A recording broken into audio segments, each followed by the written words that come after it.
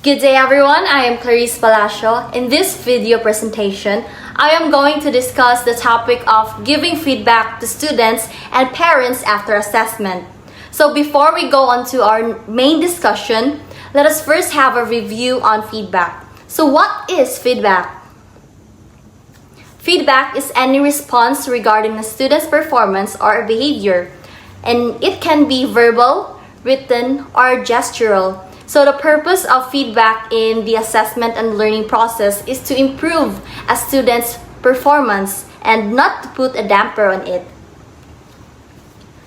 So giving feedback is never easy. It is important that the feedback process is handled delicately. And here are some points that can guide the teachers or the teacher as an assessor during the feedback. So first is a cliche which works effectively is to open the session with a positive feedback. Next is to know the expectation of the student or the parent from the feedback session, and it acts as a compass for the teacher as an assessor. So we must be very specific and stick to the predefined parameters or competencies to make references. And next is to cite examples whenever possible to help the student or the parent understand better. You also should involve the student or the parent. So feedback has to be a dialogue and not a monologue, which means that student and parent should be given an opportunity to discuss the students or the parents' aspirations, motivations, and experiences of the assessments.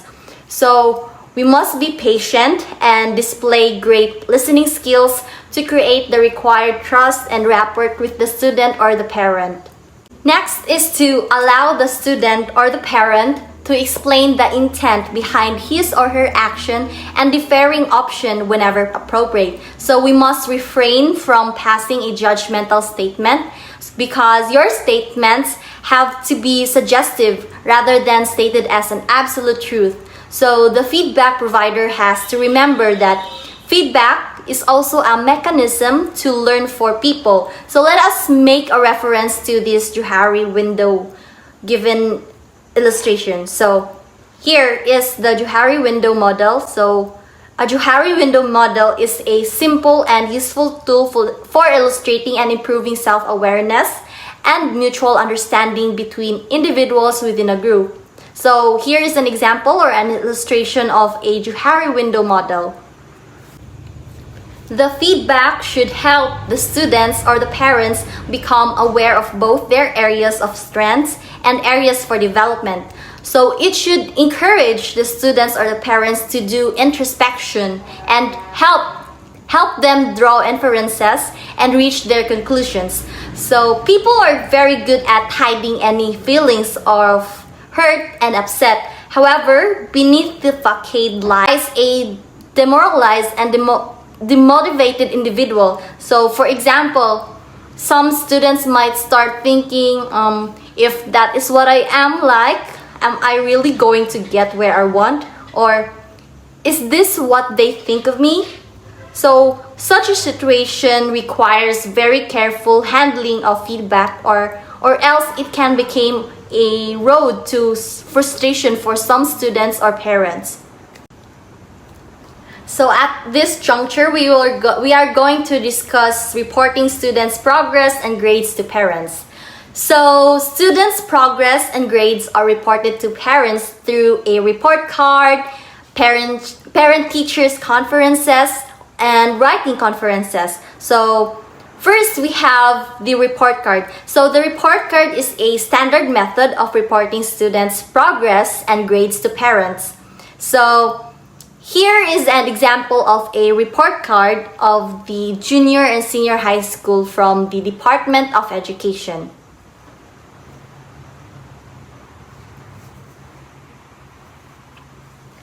For a more meaningful reporting of students' progress, the meaning of grades are given. So the DepEd gives the following grade interpretation. So here is an illustration of the grade interpretation. Report cards convey letter grades like A, B, C, D, and F. and sometimes with plus or minus. So a student may get an A plus or A minus, B plus or B minus. So this is what we do in Xavier University. So some report cards also convey numerical grades such as 85 in math, 93 in English, and 88 in biology. Still, other report cards simply have pass or fail. And the DepEd student report card include affective characteristics such as makadiyos, makatao, makabansa, at makakalikasan. So these are the grade interpretation for junior school, high school, and senior high school. We also have a teacher-parent conferences. So according to Dorham 2006, he asserts that parent and teacher conferences are both a responsibility and an opportunity. So the education of the learner is the primary responsibility of parents. And in this task of educating children or the students, the parents are assisted by the school. So for the benefit of children, then it is best for teachers and parents to come together to discuss their children's progress. So parent and teacher conferences are a perfect avenue for this purpose. And it has been a practice of schools to set aside a day for a report card distribution, which is at the same time the opportunity for parents and teachers to confer regarding their child's performance. So here are some reminders for schools or teachers to get the most from parent-teacher conferences. First is to announce the date for card giving in advance, or better still, the school calendar, which should be given at the beginning of the school year, must be already included, and it must include the dates for the card giving and the parent-teacher conferences. So these are important because parents are busy and can't just be there at the school to beck and call. Next is the most important part, which is to be positive in approach. So you must start the conference with something positive and maintain a positive atmosphere. So there is always something good in every student. And even if a student has performed poorly, try to at least find some areas in which the student has performed well. So next thing to remember is to be objective, which you should be positive and be truthful and honest to the report. You must give an accurate picture of the student's performance in order not to give false hopes to the parents. And most especially, you must have a listening ear. So act with empathy. Parents are parents, so they will tend to favor their children. So you must act with empathy when you are interacting or having a conversation with them. Next is to don't project an omniscient image. So you don't know all the answers to the questions. So you must refer the parents to the right person if you don't really know the answer to it. And next is to practice good communication skills. So we all know that communication skills is really an important part in the grading and assessment. So communicate criteria for grading, have a dialogue and not a monologue where the only one talking is you or only the parent. So you must have a dialogue and speak with each other. So next is to don't talk about other students.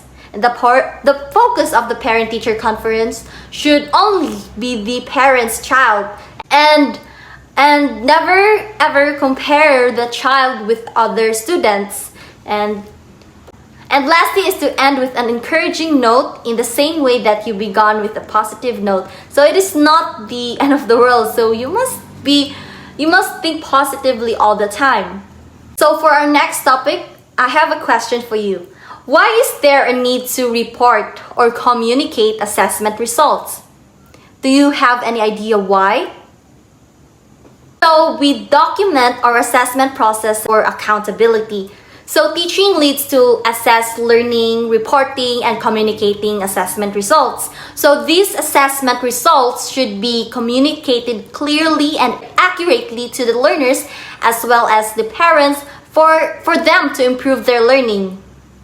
Next is sharing assessment results is an opportunity to tell an important and meaningful story for both the parents and the students. So your role is to educate the stakeholders about the context, the background, methods, and results of the assessment, and to involve them in making sense of the results and identifying possible solutions or next steps. So this is what we call reporting. And lastly, we all agree that students are the key education stakeholders. So when they are involved in the assessment process and in their own learning, the result is an improvement in achievement. So an objective, transparent, and respectful assessment feedback to students drives home the points that the student needs to work upon. So that is the end of my discussion. That's all for my topic for today. And thank you so much for listening, and I hope you have learned something from me. God bless.